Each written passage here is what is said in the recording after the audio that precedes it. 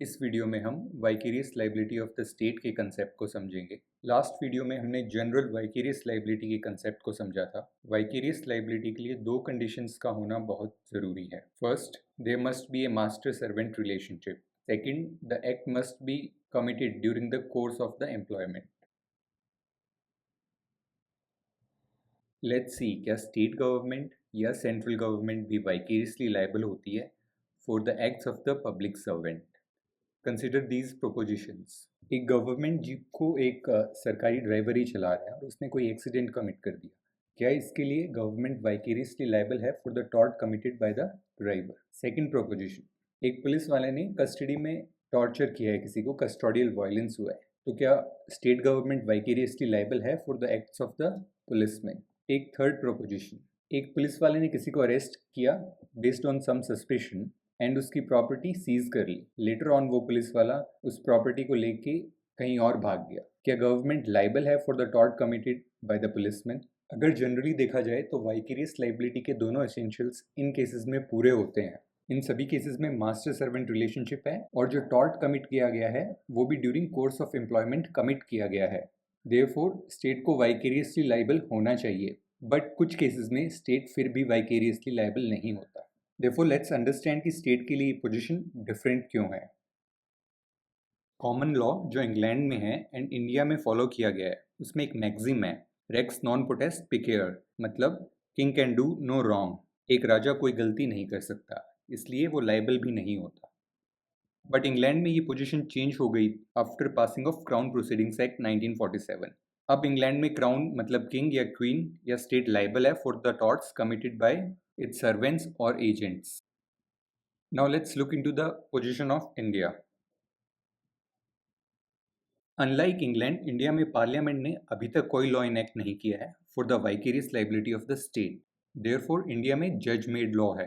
Article 300 of Indian constitution कहता है कि आप गवर्नमेंट ऑफ इंडिया के खिलाफ केस फाइल कर सकते हैं in the name of union of India, और स्टेट गवर्नमेंट के खिलाफ आप केस फाइल कर सकते हैं in the name of state government. For example, इस केस में justice K S Puttaswamy versus union of India, जो रेस्पोंडेंट है वो यूनियन ऑफ इंडिया है, मतलब सेंट्रल गवर्नमेंट है। आर्टिकल 300 ये भी कहता है कि जैसे इंडिपेंडेंस से पहले आप डोमिनियन ऑफ इंडिया या प्रोविंसेस को सू कर सकते थे उनके रिस्पेक्टिव अफेयर्स में, वैसे ही यूनियन ऑफ इंडिया या स्टेट गवर्नमेंट को सू कर सकते हैं। सो लेट्स अंडरस्टैंड टॉर्ट्स में इंडिपेंडेंस से पहले डोमिनियन ऑफ इंडिया को कैसे सू किया जाता था in cases of vicarious liability. Let's look at some pre independence cases. First one is Peninsular and Oriental Steam Navigation Company versus Secretary of State for India. इस case में एक horse driven carriage था, वो out of control हो गया और जो carriage को चला रहा था उसे इंजरी हुई बिकॉज डिफेंडेंट के हाथ से लोहे की एक फनल गिरती है और काफ़ी ज़ोर से आवाज़ होती है। इस केस में डिफेंडेंट्स गवर्नमेंट सर्वेंट्स थे, इसलिए प्लेंटिफ ने secretary of state for India को सू किया बिकॉज वो डिफेंडेंट का मास्टर था। इस केस में इशू था कि क्या secretary of state for India vicariously liable होगा for torts which are committed by government servants. Secretary of state ने डिफेंस लिया कि गवर्नमेंट एक सॉवरेन बॉडी है और उसके सॉवरेन फंक्शंस के लिए सेक्रेटरी ऑफ स्टेट लायबल नहीं हो सकता। कोर्ट ने इस केस में कहा जो डिफेंडेंट्स जो काम कर रहे थे वो एक सॉवरेन फंक्शन नहीं है, वो काम कोई भी कॉन्ट्रैक्टर कर सकता है नॉर्मली। कोर्ट ने इस केस में sovereign and non sovereign functions को डिफाइन किया। सॉवरेन फंक्शंस वो फंक्शंस होते हैं जो कभी डेलीगेट नहीं किए जा सकते। फॉर एग्जाम्पल, पार्लियामेंट के पास लॉ मेकिंग पावर है, पार्लियामेंट इस पावर को डेलीगेट नहीं कर सकता। मतलब पार्लियामेंट कोई कॉन्ट्रैक्टर हायर नहीं कर सकता जो कि लॉ बनाएगा, पार्लियामेंट को ये काम खुद ही करना होता है। सो ये एक सॉवरेन फंक्शन है।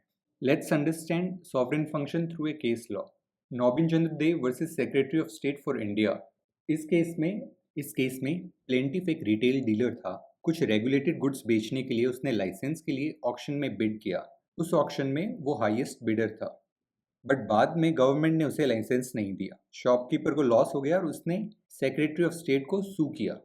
सिमिलरली सेक्रेटरी ऑफ स्टेट ने इस केस में भी सॉवरेन फंक्शन का डिफेंस लिया कि लाइसेंस ग्रांट करना एक रेवेन्यू का फंक्शन है और वो एक सॉवरेन फंक्शन के अंदर आता है। कोर्ट ने भी इस केस में यही हेल्ड किया कि लाइसेंसिंग एक सॉवरेन फंक्शन का पार्ट है जिसके लिए स्टेट वाइकेरियसली लायबल नहीं हो सकता। यहाँ ये समझना बहुत ज़रूरी है कि स्टेट वाइकेरियसली लायबल नहीं है for the acts of employee, but जिस एम्प्लॉय ने टॉर्ट कमिट किया है या कोई रॉन्ग कमिट किया है वो एम्प्लॉय तो हमेशा लायबल होगा। प्री इंडिपेंडेंट केसेस से ये पता लगता है कि कोर्ट ने vicarious liability of the state decide करने के लिए टॉर्शियस एक्ट्स को sovereign and non sovereign functions की कैटेगरी में डिवाइड किया। जो एक्ट्स सॉवरेन फंक्शंस की कैटेगरी में थे उनके लिए स्टेट वाइकेरियसली लायबल नहीं था, और जो acts non sovereign function category में थे उसमें स्टेट वाइकेरियसली लायबल था। Now let's look at some post independent cases. First है state of Rajasthan versus Vidyawati. इस केस में गवर्नमेंट जीप से एक्सीडेंट होता है और एक डेथ हो जाती है एक पर्सन की,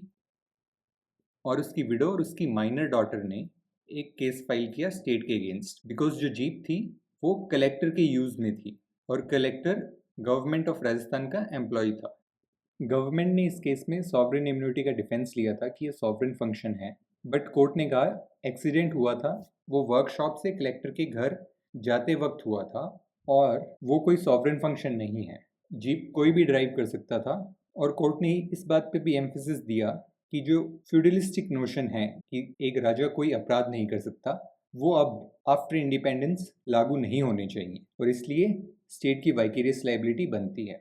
now let's look at another case, Rooparam versus state of Punjab. Similarly इस केस में भी जो ट्रक था वो पंजाब पब्लिक वर्क्स डिपार्टमेंट का था और उसको एक सरकारी कर्मचारी चला रहा था, और जिसके साथ एक्सीडेंट हुआ उसने कंपनसेशन के लिए केस फाइल किया, और स्टेट ने सॉवरेन इम्यूनिटी का डिफेंस प्लीड किया कि पब्लिक वर्क्स डिपार्टमेंट है वो एक सॉवरेन फंक्शन है, बट कोर्ट ने कहा कि ऐसा नहीं है, ये पब्लिक वर्क डिपार्टमेंट्स का काम कोई और भी कर सकता है, किसी को कॉन्ट्रेक्चुअली दिया भी जा सकता है और डेलीगेट भी किया जा सकता है, इसलिए ये प्योर सॉवरेन फंक्शन नहीं है और स्टेट वाइकेरियसली लायबल है। Now let's look at the case जहां स्टेट को वाइकेरियसली लायबल हेल्ड नहीं किया गया, union of India versus Harbans Singh.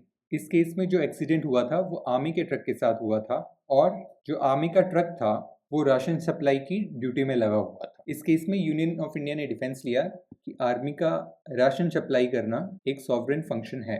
Court ने इस केस में हेल्ड किया कि supplying of ration to army एक सॉवरेन एक्ट है, उसके लिए स्टेट वाइकेरियसली लायबल हेल्ड नहीं हो सकता। यहाँ पे ये समझना बहुत ज़रूरी है कि स्टेट वाइकेरियसली लायबल हेल्ड नहीं किया गया है, बट जो एम्प्लॉय है या फिर जो ट्रक ड्राइवर था वो लायबल होगा अगर उसकी कोई नेग्लिजेंस थी तो। Similarly in Kasturilal Raliaram Jain versus state of UP, इस केस में कोर्ट ने पुलिस की सीजर अरेस्ट पावर्स को कहा कि वो एक सॉवरेन एक्ट है, वो सिर्फ और सिर्फ पुलिस ही कर सकती है, वो किसी को डेलीगेट नहीं कर सकती। इस केस के फैक्ट्स कुछ ऐसे थे, एक गोल्ड स्मिथ था जिसका नाम था रलियाराम जैन, जो कि कस्तूरीलाल रलियाराम जैन फर्म से बिलोंग करता था, और वो अमृतसर से मेरठ कुछ गहने बेचने गया था। ये बात अराउंड सितंबर 1947 की है, और पुलिस ने कुछ सस्पिशन पे मेरठ में उसको अरेस्ट कर लिया और उसका जो गोल्ड था वो सीज कर लिया। अराउंड अक्टूबर 1947 जो इंचार्ज ऑफ स्टेशन था वो सोना लेके पाकिस्तान को भाग गया। सो प्लेंटिफ ने केस फाइल किया against the state of UP for the tort committed by its employ policeman. State of UP ने सॉवरेन इम्यूनिटी का डिफेंस लिया, जो पुलिस पावर्स हैं अरेस्ट करने की और सीज करने की वो सॉवरेन एक्ट्स हैं, और उनके लिए स्टेट वाइकेरियसली लायबल नहीं हो सकता। सुप्रीम कोर्ट ने भी सेम डिसीजन दिया। हाउएवर इस केस में पुलिसमैन तो लायबल था अगर स्टेट लायबल नहीं था तो, बट सिंस पुलिसमैन भी पाकिस्तान में भाग गया था, सो उसके पकड़े जाने या फिर उसको डिपोर्ट करने के चांसेस नहीं थे। ये case exam point of view से काफ़ी इंपॉर्टेंट रहता है और काफ़ी बार पूछा भी जाता है। हाउएवर इन सब्सिक्वेंट केसेस जो प्रिंसिपल कस्तूरीलाल में एस्टेब्लिश किया गया था कि जो पुलिस की अरेस्ट एंड सीज पावर्स हैं वो सॉवरेन फंक्शंस हैं, उनको काफ़ी हद तक डाइल्यूट कर दिया गया। For example in case of Basava Patil versus state of Mysore एक थेफ्ट हुई थी, लेटर ऑन उसमें जो चोर थे वो पकड़े गए और जो प्रॉपर्टी थी वो भी रिकवर हो गई। लेटर ऑन जब प्रॉपर्टी कोर्ट में प्रोड्यूस की गई तो कोर्ट ने पुलिस वालों को कहा कि इस प्रॉपर्टी को आप सेफ कस्टडी में रखो। लेटर ऑन वो प्रॉपर्टी पुलिस कस्टडी से गायब हो गई, और सुप्रीम कोर्ट ने इस केस में जो प्रॉपर्टी की वैल्यू थी अराउंड 10,000 रुपीज़ वो एज ए कंपनसेशन अवार्ड किया। ये केस पूरा कॉन्ट्ररी है from the case of Kasturilal. That is why अभी काफ़ी केसेस में जो प्रिंसिपल एस्टेब्लिश हुआ था कस्तूरीलाल में उसको डाइल्यूट कर दिया गया है या फिर उसको स्ट्रिक्टली फॉलो नहीं किया जाता। लास्टली स्टेट सॉवरेन इम्यूनिटी नहीं क्लेम कर सकता in case of violation of fundamental rights. Recently in case of Khurshid Ahmad Chauhan versus union territory of Jammu and Kashmir, इस केस में एक पुलिस कांस्टेबल के साथ 6 दिन तक कस्टोडियल वायलेंस किया गया, उसे इलेक्ट्रिक शॉक्स दिए गए, उसकी हड्डियां भी तोड़ी गई, और पुलिस ने अपना क्राइम छुपाने के लिए उसमें सेक्शन 309 आईपीसी की एफआईआर कर दी, which means attempt to suicide. Supreme court ने मेडिकल एविडेंस को देखते हुए कहा कि प्राइमा फेसाई ये इंजरीज सेल्फ इन्फ्लिक्टेड नहीं लगती but sign of custodial violence है। इस बेसिस पे सुप्रीम कोर्ट ने इन्वेस्टिगेशन भी सीबीआई को सौंप दी और जो केस था कांस्टेबल के अगेंस्ट उसे क्वैश कर दिया। सुप्रीम कोर्ट ने इस केस में ₹50 lakh as an interim compensation भी अवार्ड किया और स्टेट को इन फर्स्ट इंस्टेंस वो अमाउंट पे करने को बोला and later on to be recovered from the guilty office. Let's quickly recap. Generally state को वाइकेरियसली लायबल होना चाहिए but due to a maxim that king can do no wrong, state की position काफी different है। As of now India में कोई law नहीं है on the vicarious liability of the state. We refer to the article 300 of the Indian constitution. और pre independent cases से एक प्रिंसिपल निकल के आता है कि सॉवरेन फंक्शंस के लिए स्टेट कभी वाइकेरियसली लायबल नहीं होगा और जो नॉन सॉवरेन फंक्शंस हैं उनके लिए स्टेट वाइकेरियसली लायबल होगा। सॉवरेन फंक्शंस वो फंक्शंस हैं जो आप किसी को डेलीगेट नहीं कर सकते। Steam navigation company state of Rajasthan versus Vidyawati and Khurshid Ahmad Chauhan versus UT of JNK, ये 3 केस आप याद कर सकते हैं। That state is vicariously held liable for the acts of the employees. And